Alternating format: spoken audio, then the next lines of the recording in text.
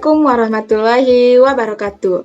Halo semuanya, perkenalkan, nama saya Fari Hanum dengan NIM 23110048 dari Universitas Muhammadiyah Sumatera Barat, Fakultas Farmasi, Prodi S1 Farmasi. Yang terhormat, Ibu Nurul Widya SSI MSI, sebagai dosen pengampu mata kuliah biologi sel. Baiklah, di sini saya akan menjelaskan materi tentang komunikasi antar sel. Apa sih komunikasi antar sel itu? Komunikasi antar sel merupakan media yang menopang pengendalian fungsi sel atau organ tubuh. Pengendalian yang paling sederhana terjadi secara lokal atau intrinsik, yaitu dengan komunikasi antar sel yang berdekatan. Pengendalian jarak jauh ekstrinsik lebih kompleks dan dimungkinkan melalui refleks yang dapat melibatkan sistem saraf atau lengkung refleks maupun sistem endokrin atau pengaturan umpan balik. Sel-sel di dalam organisme multiseluler perlu melakukan komunikasi satu dengan yang lain demi keseimbangan dan keserasian kerjanya. Umumnya, komunikasi dilakukan untuk mediasi perkawinan atau meeting dengan perkembangan organisme multiseluler kelompok sosial yang berbeda, memiliki fungsi yang berbeda dan menjadi penting bagi sel untuk mengkomunikasikan banyak aspek hidupnya. Informasi dapat datang dalam berbagai bentuk dan melalui proses merubah sinyal informasi dari satu bentuk ke bentuk lainnya. Poin penting dari proses tersebut adalah pesan dirubah dari satu bentuk ke bentuk lainnya. Proses pengubahan ini disebut dengan transduksi sinyal. Transduksi sinyal dimulai ketika protein reseptor pada sel target menerima sinyal ekstraseluler yang baru masuk dan merubahnya menjadi sinyal intraseluler yang memerintah perilaku sel. Transduksi sinyal adalah proses ketika sinyal dirubah dari satu bentuk ke bentuk lainnya. Pesawat telepon merubah sinyal listrik ke sinyal suara komunikasi antar sel, berperan penting untuk pengaturan dan pengendalian kegiatan sel jaringan organ tubuh dan untuk mempertahankan homeostatis. Peran komunikasi antar sel. Komunikasi antar sel berperan penting untuk pengaturan dan pengendalian kegiatan sel jaringan organ tubuh dan untuk mempertahankan homeostatis. Komunikasi sel berperan penting dalam menyelenggarakan homeostatis karena tubuh harus senantiasa membantu adanya perubahan-perubahan nilai dari berbagai peralatan, lalu mengkoordinasikan responnya yang sesuai sehingga perubahan yang terjadi dapat diredam. Dalam dua jenis komunikasi antar sel dalam tubuh manusia. 1. Wired system atau komunikasi melalui saraf atau listrik merupakan komunikasi yang cepat dengan hitungan milidetik. Informasi diantarkan sepanjang sel saraf, berbentuk potensi aksi pengantaran informasi dari sel saraf ke sel tersebut, berlangsung melalui sinap yang dikenal sebagai transmisi sinap. 2. Non-wired system atau komunikasi kimiawi, berlangsung lebih lambat, namun efeknya lebih lama. Komunikasi saraf dan komunikasi kimiawi dapat terjadi secara tumpang tindih. Beberapa zat kimia seperti neurotransmitter hormon dan neurohormon tidak dapat menembus sel. Informasi yang akan dihantarkan harus dirubah dulu oleh protein membran sel ke sinyal kimia di dalam sel. Jenis-jenis komunikasi sel. Jenis komunikasi sel pertama yaitu komunikasi kontak langsung. Komunikasi ini terjadi ketika molekul sinyal pada permukaan suatu berinteraksi dengan tenserap pada permukaan sel lain yang bersentuhan langsung.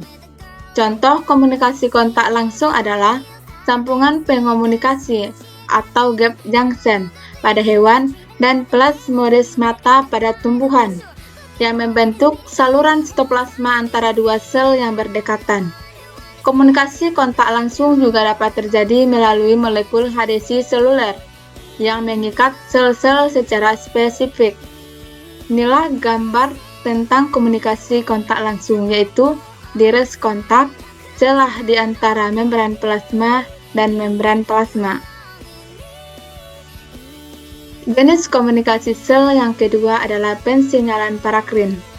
Komunikasi ini terjadi ketika molekul sinyal yang disekresikan oleh suatu sel mempengaruhi sel-sel target yang berada di sekitarnya dengan melepas molekul pengatur lokal ke dalam fluida ekstraseluler.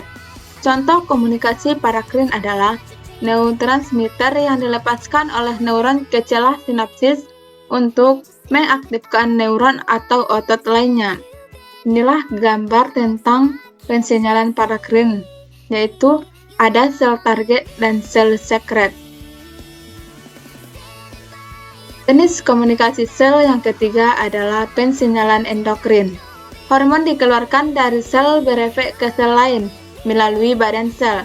Pada hewan pencernaan, endokrin sel spesialisasi melepas molekul hormon ke dalam sistem pembuluh pada sistem peredaran. Kemudian, hormon tersebut mengalir sel target pada bagian tubuh. Inilah gambar tentang pensinyalan endokrin, yaitu sel endokrin, kapiler darah, dan hormon. Jenis komunikasi sel yang keempat yaitu pensinyalan sinaptik. Sel saraf mengeluarkan neurotransmitter di mana sebagai pengingat reseptor pada sel di dekatnya. Sinap adalah tempat kontak antar sel yang dapat dirangsang.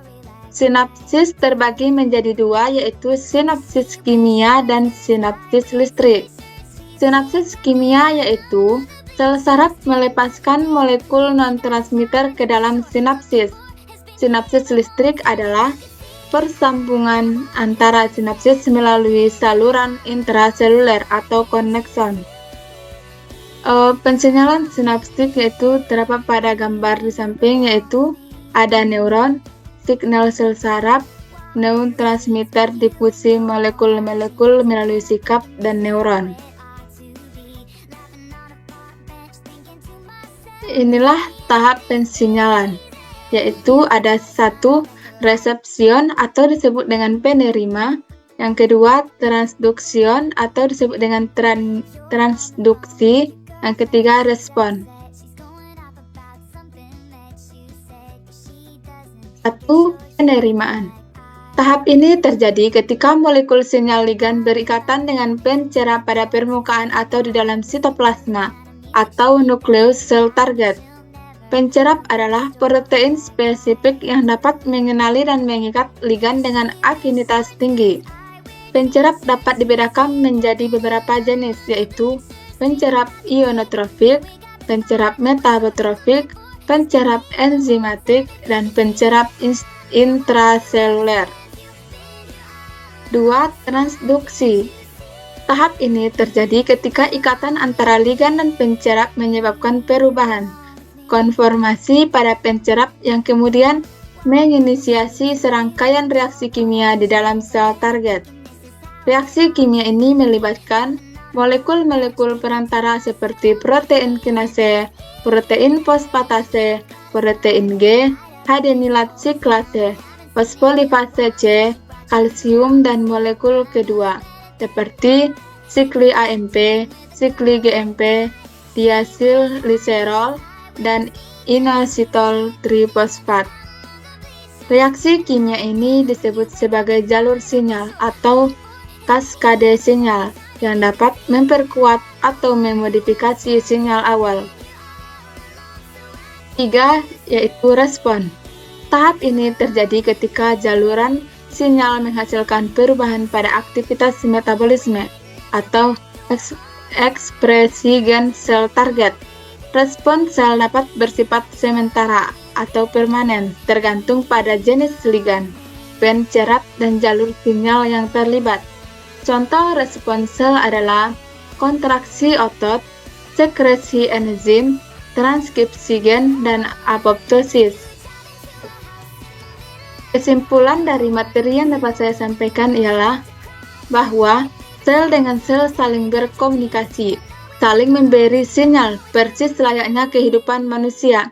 Adanya komunikasi antar sel menyebabkan manusia dapat hidup normal. Berkaitan dengan hal tersebut, telah dikembangkan pula bahwa molekul dari seseorang dapat berinteraksi dengan molekul orang lain. Bahkan, Molekul tertentu dapat digunakan untuk mengenal ibu dengan anak atau ayah dengan anak. Bahkan, lebih mutakhir lagi, pengenalan antara suku bangsa dapat melalui molekul. Sampai disinilah materi yang dapat saya sampaikan. Semoga bermanfaat untuk kita semua.